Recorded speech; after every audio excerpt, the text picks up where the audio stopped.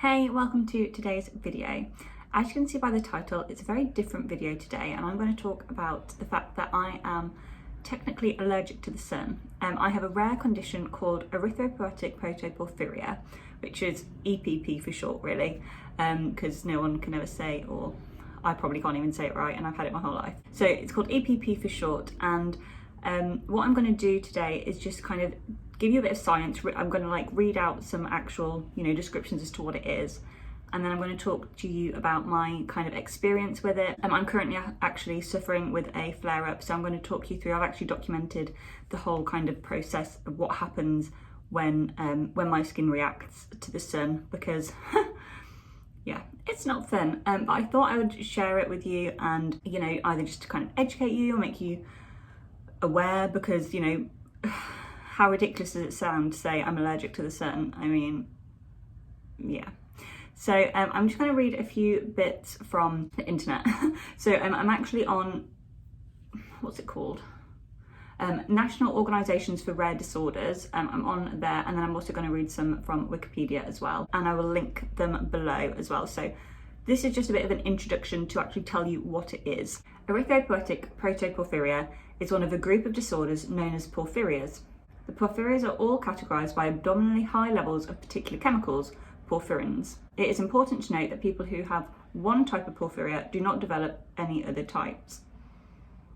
It's like, oh, well, you've already got one thing wrong with you, we won't give you another, don't worry, it's a really rare disease, so we won't give you two. Thanks. EPP usually presents in childhood, with the most common mode of presentation as acute photosensitivity of the skin. The most common symptom of erythropoietic protoporphyria and X-linked protoporphyrias is severe pain of sun exposure. Some patients may also be sensitive to some types of artificial light. When the skin is exposed, patients develop tingling, itching, and/or burning of the skin. These symptoms are severe warning signs, as longer exposure can result in severe pain. Affected individuals may also have abdominal accumulation of body fluid under the areas, so it's like swelling under the areas of the skin where it's affected. May develop sac-like lesions, blisters, and scar if exposure to sunlight is prolonged.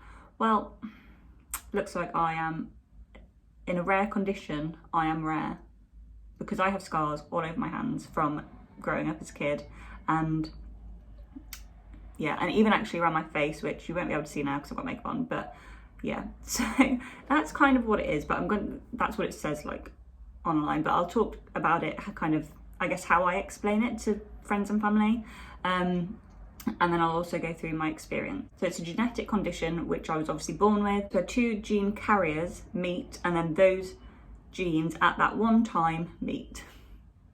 So thanks, Mum and Dad. But yeah, so I've always had problem with the sun. My mum knew from a very young age. All I used to do was scream when I was in the sun. Obviously, I was like a baby. She couldn't really do anything or ask me what was wrong. But yeah, at the age of 4, I was diagnosed with this condition, and I would see dermatologists fairly regularly, as it does display a lot worse when you are younger. Basically, because your skin hasn't had many years to build up tolerance to the sun. And I was always told, it'll get better as you get older. For me, I mean, the itching, burning sensation, 100%. It's almost as if the heat gets trapped underneath the skin, and as it's escaping, it's like burning throughout my skin to escape. So the heat can stay in my skin for a week, and I will have to constantly put ice on them. It's not only like my hands that I've suffered with. When I was younger, I did also suffer on my face a lot more, but I guess probably wearing makeup, and I wear SPF on my face every single day, so that's probably why it doesn't affect my face anymore. It's mainly on my hands now that I have an issue, and yeah, I would have a flare-up, if that's what we called it, or an episode, pretty much every year as a child, and oddly, once I'd had one episode within the year, I wouldn't have an issue again for that year, just until the next time around. But yeah, severe blistering, which then leads to scarring. I've got scars all over my hands, which I'll show you a bit later. I don't want to show my hands too much now, because I will do a bit of a this is gross warning when I show some pictures as well, because I don't want to scare anyone away or show anyone things they don't want to see. So yeah, I will also show some old scars that I've got on my hands as well, and as a result of my condition. So as a child, I mean, I used to be the weird kid that had to stay inside at lunch at school because it was too sunny and I couldn't go out, and you know, better safe than sorry type thing. So I was that weird kid, and I don't know, I don't think it really affected me that much because I still had friends. Like my friend would stay inside with me like pretty much every day, I think. I can't really remember, I was too young.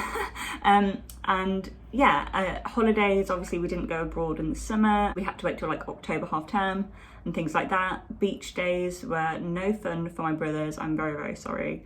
But I would always ruin them because I'd be like screaming, I'm just so hot, I would be like crying. And one of my favourite phrases, which I used to shout at my mum, was like, "You're not in my skin."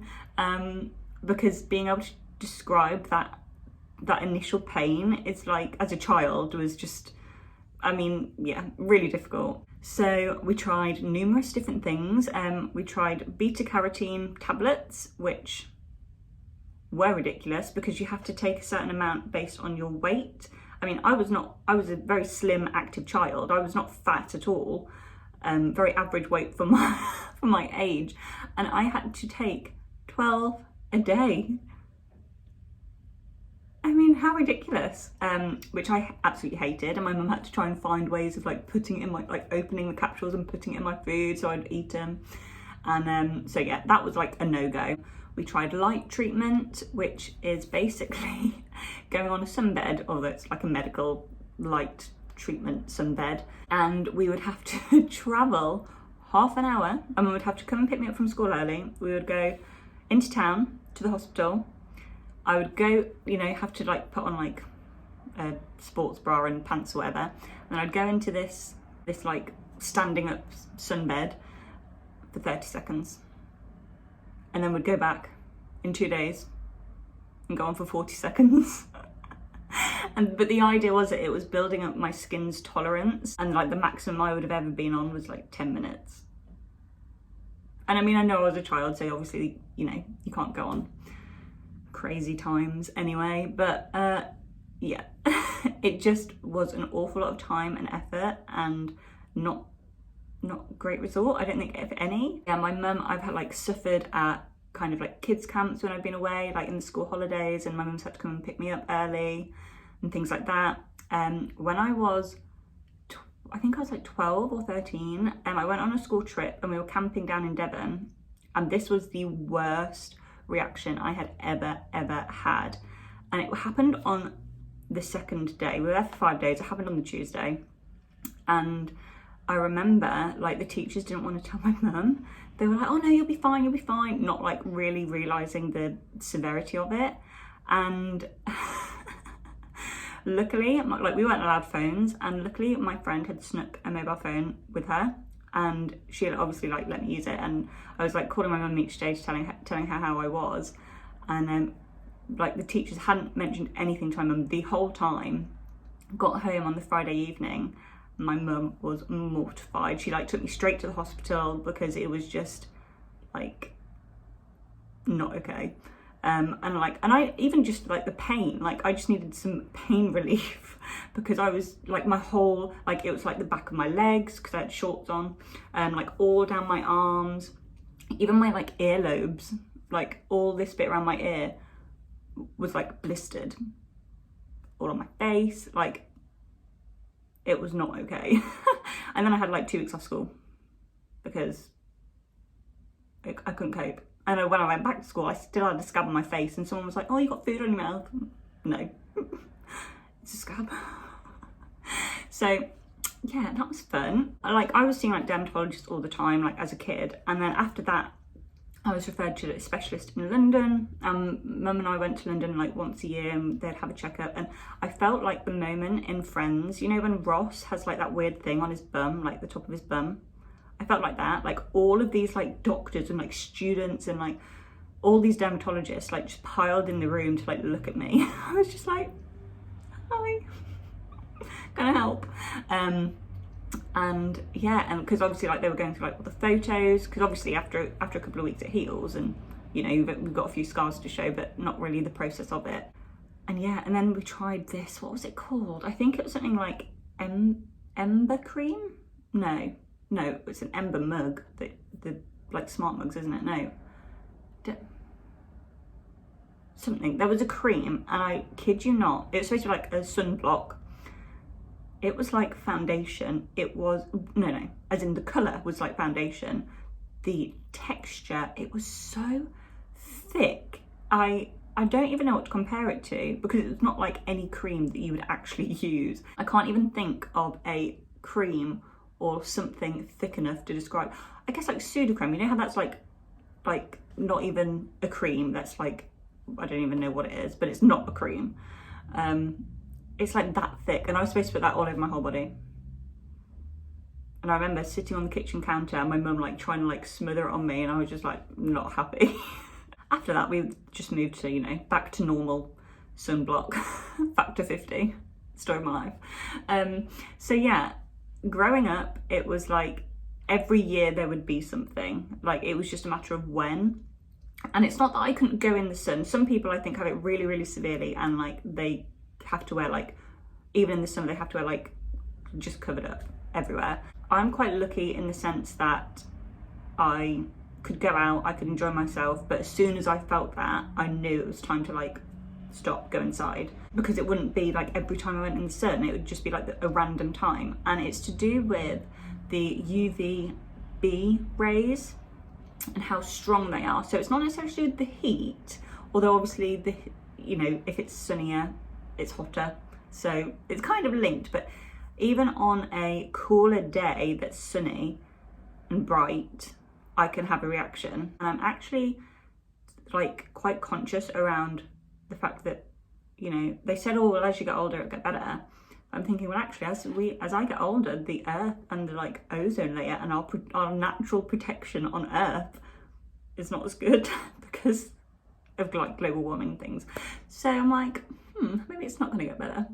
So that was kind of like childhood and growing up and whatnot. And then I had another really bad case a couple of years ago, well, about 5 years ago, and I haven't really had anything since.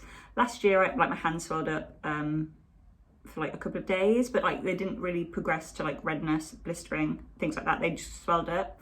And a couple of years ago when we went to Greece, my forehead, out of everything, my forehead swelled up. Like, I don't know. And then I just stayed in the shade for the rest of the holiday and it was fine. But last week I had my first kind of proper reaction in a long time, in about 5 years. And I haven't been seeing a dermatologist for a number of years now because I haven't had a reaction, so I haven't felt the need to, but you better know that I'm getting referred again because, especially because actually I found, when I was like Googling, doing a bit of research, I've actually found that they're trialing like this new medicine in adults, and I thought, oh, well, I could give it a go. And that's to do with, it's like an injected implant, I think, from what I was reading. It's like an injected implant and it helps with the pigmentation of your skin, which helps build tolerance to sunlight, which is why I'm so pale. I blame it on my skin condition, why I'm so pale and why I don't tan. That's kind of it in a nutshell. It's not fun, it's not pretty, and it is like, yeah, it really just stops you from doing anything really. But I'm going to talk you through now this last week and my most recent flare-up, and just kind of talk you through step by step what happens on the days. So I will say actually sometimes I know there and then that I'm going to have a reaction. And I can you know, reduce it by going inside straight away. But some days, like last week, I don't feel anything. I feel absolutely normal. And then I woke up the next day with Mickey Mouse hands. I was out all day last Saturday. It was only about 13-14 degrees maximum. So like I said, it doesn't have to be hot, but the UVB rays just have to be really strong on that day. And then I woke up the next day and like I said, had Mickey Mouse hands. When I say my hands swell up, like I have small hands, and when my hands swell up, oh my goodness, they literally look like Mickey Mouse hands. And yeah, so I've got a photo that like I'm just going to pop photos up as when I'm talking through the process of what happens. My hands were really swollen and they were getting really hot, so the heat, like I can deal with swollenness, but it's the heat that really is the painful bit, because you just can't cool them down. You know, ice on them, constantly like running them under cold water, fan on them constantly, like like you just can't do anything. You literally just can't do anything. So I just stayed in, watched TV, like, yeah, didn't do anything. So I didn't actually start taking photos until Monday. But my hands were swelling up throughout the whole of Sunday, and then this is what they look like on Monday morning. And as you can see, they are fairly swollen and starting to get like really red, and like almost you can see where it's going to blister. Obviously I had to work like that, but luckily I'm working from home, so wasn't too much of an issue. But again, obviously it was really bizarre actually, because I woke up, my hands weren't hot, and I managed to do my whole working day, and then at about 4 or 5 o'clock, my hands, it's like my body knew, like, oh, you finished work now, let me just interrupt your life. And then they were like burning again. And this happened like literally all week. It was the weirdest thing. But yeah, so that's what they were like on Monday. And then on Tuesday, I woke up and they were like this. So as you can see, a lot redder, starting to blister a bit now. You can see those kind of, it sounds so gross, it's like pus-filled blisters, and it gets worse. So I should have said trigger warning, like if you are squeamish, don't watch basically from now on, because the photos are only going to get worse. So there's your warning. Okay. So the swelling is still prominent, the blistering's starting to come through, and it's still quite red. So I did also take a photo on Tuesday evening, because a lot more of the blistering had come out throughout the day. You can see it's all kind of like down my fingers, a lot more red, and the swelling is starting to go down, but not very. And like I said, still very hot. So that bowl that you can see in the photo I was putting my ice into it, you know, when I wasn't using it. So yeah, like I said, not fun. Like I literally, all I've done this week is work and then just sit and watch TV with ice on my hands.